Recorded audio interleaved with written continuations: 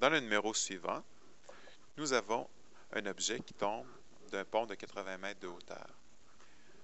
En A, la première question, on cherche le temps requis pour que l'objet touche la surface de l'eau qui est 80 mètres plus bas. La première chose qu'on doit faire dans ces problèmes, c'est déterminer le sens de référence. Ici, puisque l'objet va uniquement vers le bas, donc le système de référence va être orienté vers le bas. Donc, on va commencer à mesurer les positions de 0 ici et les valeurs qui sont plus basses vont être positives. Donc, ça, c'est pour la mesure de la position. Maintenant, si on regarde l'accélération gravitationnelle, on sait que l'accélération gravitationnelle est toujours orientée vers le centre de la Terre. Donc, est dans le même sens que notre système de référence. Ça implique ici que l'accélération gravitationnelle va être de plus 10 mètres par seconde carré. Donc, au lieu du 9,8, on utilise le 10 pour se simplifier la vie. Donc, c'est positif parce que c'est dans le même sens que le système de référence. Maintenant, pour résoudre, qu'est-ce qu'on cherche? On cherche le temps. Les données que nous avons delta S qui est 80 mètres, qui est plus 80 mètres. Nous avons ensuite l'accélération qui est 10 mètres par seconde carré.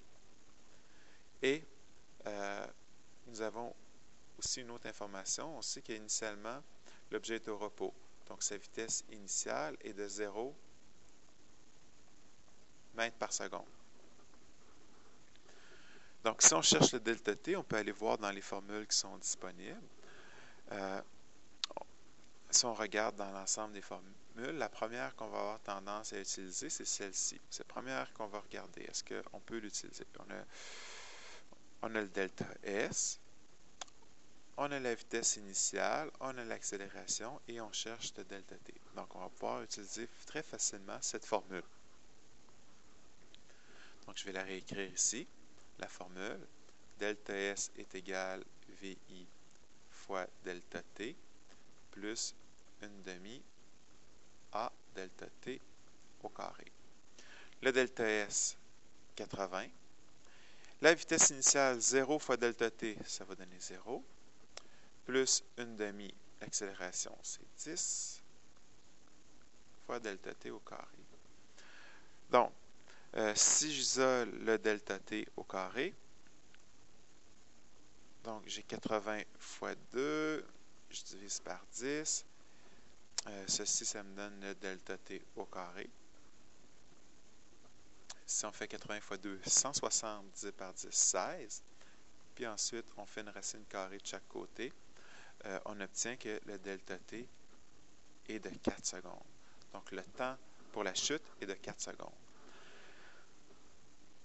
Ensuite, en B, l'accélération fonction du temps. Donc, l'accélération fonction du temps. On va tracer les axes. Ici, nous avons l'accélération en mètres par seconde carré, le temps en secondes, le titre du graphique.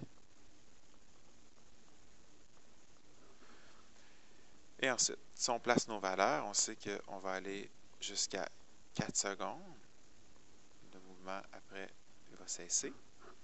Si on se pose comme question, quelle est l'accélération pendant toute la chute? Bien, elle est constante, bien sûr. Elle est constante à 10 mètres par seconde carré. Donc ici, 5, 10, 15, 20. Donc 10 mètres par seconde carré jusqu'à 4 secondes. Maintenant, pour la vitesse. Trace le graphique de la vitesse en fonction du temps. Donc, encore une fois, nous allons tracer les axes. Pour le temps, on va aller jusqu'à 4 secondes. 1, 2, 3, 4 secondes.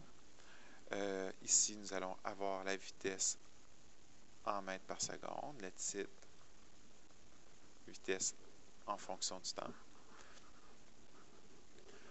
Pour trouver les vitesses aux différents moments, on va avoir besoin d'un tableau, le T et la vitesse, à 0, 1, 2, 3, 4. On sait que la vitesse initiale, c'est 0. Maintenant, pour avoir la vitesse à 1, 2, 3, 4 secondes, nous allons utiliser quelle formule? Ben, on va tout simplement utiliser la formule qui est ici. VF est égal à VI plus accélération fois delta t. Donc, VF est égal à VI plus accélération fois delta t. La vitesse initiale, c'est 0. L'accélération, c'est 10 fois delta t. Donc là, on peut remplacer le delta t par 1 seconde. Nous allons trouver 10 mètres par seconde. À 2 secondes, on va être rendu à 20 mètres par seconde. À 3, à 30. À 4, à 40 mètres par seconde. Donc, on peut facilement graduer maintenant l'axe des Y. Donc, 10, 20, 30, 40 mètres par seconde. Et on va aller placer nos points. 0, 0, 1, 10, 2, 20, 3, 30, 4, 40. Et nous allons tracer une droite pour illustrer l'augmentation de la vitesse. Il reste maintenant un dernier graphique à tracer. La distance en fonction du temps. Donc, le temps en X, la distance, la position en Y, le temps en secondes, ici, la position en mètres, le titre du graphique. On sait encore qu'on va aller jusqu'à 4 secondes, jusqu'au moment que la roche touche l'eau. Pour les positions, on sait que la plus grande position, ça va être 80 mètres. Donc, qu'est-ce qu'on peut faire pour se simplifier à la vie? On peut graduer jusqu'à 100 mètres. Maintenant, on peut placer le premier et le dernier point. Le premier point est à 0, 0. Ensuite, à 4 secondes, on sait qu'on est rendu à 80 mètres. Puis là, on peut se poser comme question, est-ce que c'est une droite qui est ici ou c'est une courbe? Bien, ici, bien évidemment, c'est une courbe, puisque nous avons un mouvement rectiligne uniformément accéléré. Donc, la position en fonction du temps va toujours correspondre à une courbe dans ce temps-ci. Donc, si on veut placer nos différents points, on va avoir besoin d'un tableau du temps et de la position.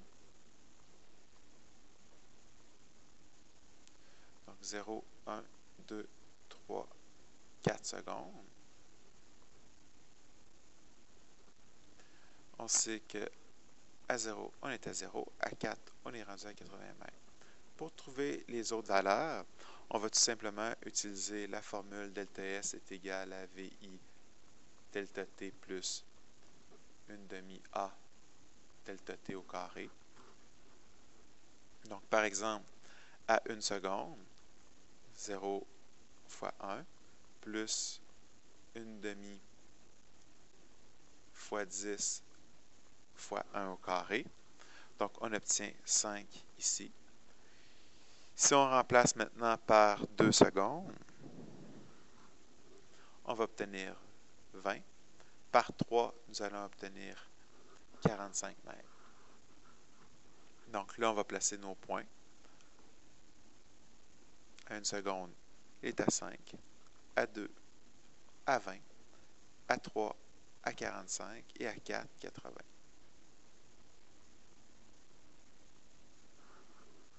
Et le problème est terminé.